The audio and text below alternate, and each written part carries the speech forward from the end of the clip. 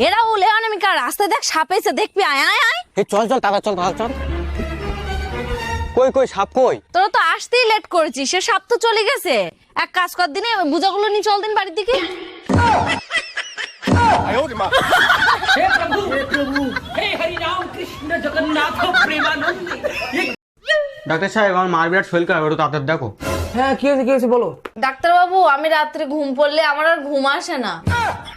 Doctor বাবু আমার আর একটা সমস্যা আছে, আমি ভাত খালে আমার আর খিদে লাগে না। দাঁড়া 1 মিনিট ওষুধ দিচ্ছি।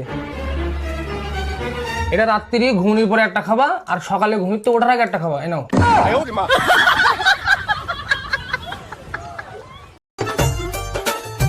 অনামিকা তোর যে বান্ধবী আছে না যে আমার সাথে কথা বলে, ওর বাবা মনে হয় আমাদের বিষয়ে সব জেনে গেছে। তাই কি? ওর বাবা আমার কাছে একটা ফটো চাইছে, এবার মনে হয় তাহলে আমাদের সম্পর্কটা মেনে নেবে। এদা তুই ফটো দিছিস? না এখনো দেয়নি। মনের ভুলিও দিস না যেন। হ্যাঁ এখন তো বারণ করবি, আমার বিয়ে ঠিকঠাক হয়ে যাচ্ছে না, তোর তো এখন তো জ্বলন শুরু হয়ে গেছে দেখছি।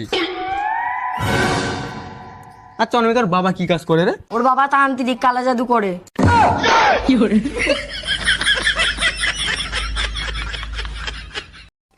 অনামিকা মাসে তুই বলেছিস বল যে আমি সিগারেট খাই? হ্যাঁ আমি বলেছি, তাই কি করবি তুই? বদলা নিয়েছিস তো, মনে রাখিস কথাটা। ঠিক আছে, তো যা খুশি তুই তাই করবে যা। ঠিক আছে আমি তোর বদলা নেবো, দাঁড়া একটুখানি। তুই আমার সাথে বদলা নিবি? ঠিক আছে ঠিক আছে, তুই নিয়ে দেখা।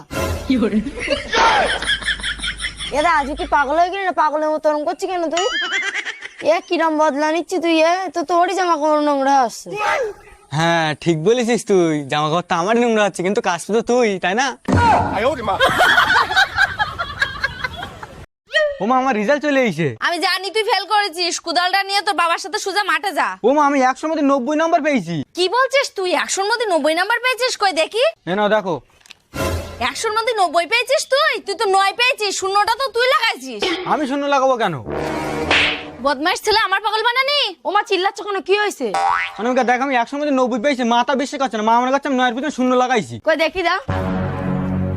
মা তো ঠিকই বলছে, তুই তো 9 পেয়েছিস, 9-এর পিছনে তুই তো ইচ্ছা করে শূন্য বসাইছিস। এদিক দে, তোমরা দুজন কি পাগল হয়ে গেছো না? আমি শুধু শূন্য পেয়েছি, নয় তুমি ইচ্ছা করে লাগাইছি। সত্যি করে বলেন তো, আপনি ডাক্তার না হাতুড়ি ডাক্তার? আপনি তো রাগ করছেন কেন? কি হয়েছে আমাকে একটু খুলে বলুন। ওর পুকাই খেয়েছে উপরের দাঁত, তা আপনি নিচের দাঁত তুলেছেন কেন? পোকা নিচের দাঁতে দাঁড়িয়ে উপরের দাঁত খাচ্ছিল, ওই জন্য নিচের দাঁতটা তুলে দিয়েছি। এখন দাঁড়াতেও পারবে না, খেতেও পারবে না।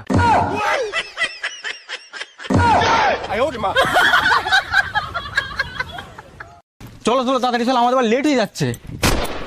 এই দাঁড়া, দুজনে মিলে সেজেগুজি ব্যাগপত্র নিয়ে কোথায় যাওয়া হচ্ছে?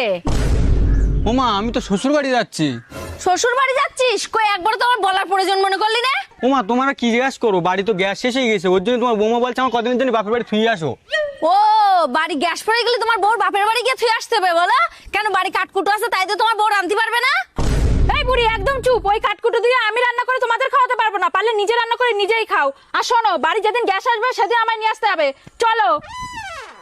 হ্যাঁ যাও যাও যাও, তোমার তো কোনো দোষ নেই, দোষ তো আমার ছেলের। যেখান থেকে ছেলে বিয়ে করেছে বউর কথা উঠছে আর বসে, মার কথা কি এখন আর শোনে? এই বুড়ি, তার মানে তুমি আমাকে কি বোঝাতে চাচ্ছ? কি বুঝতে চাচ্ছে তুমি বুঝতে পারছো না নাকি? দেশে তো আরো ছেলেদের বউ আছে, তা তোমার মতো কি রাখো গ্যাস পড়ে গেলে বাপের বাড়ি চলে যায়? আমিও মেয়ে বিয়ে দিছি তো নাকি, আমার মেয়েরও শ্বশুর বাড়ি রান্না করে খাতে হয়, তার বাড়ি গ্যাস পড়ে গেলে সে কাঠকুটো দিয়ে ঠিক শ্বশুর বাড়ির লোকের খাওয়ায়। তোমার মতো নাকি যে বাপের বাড়ি চলে আসবে গ্যাস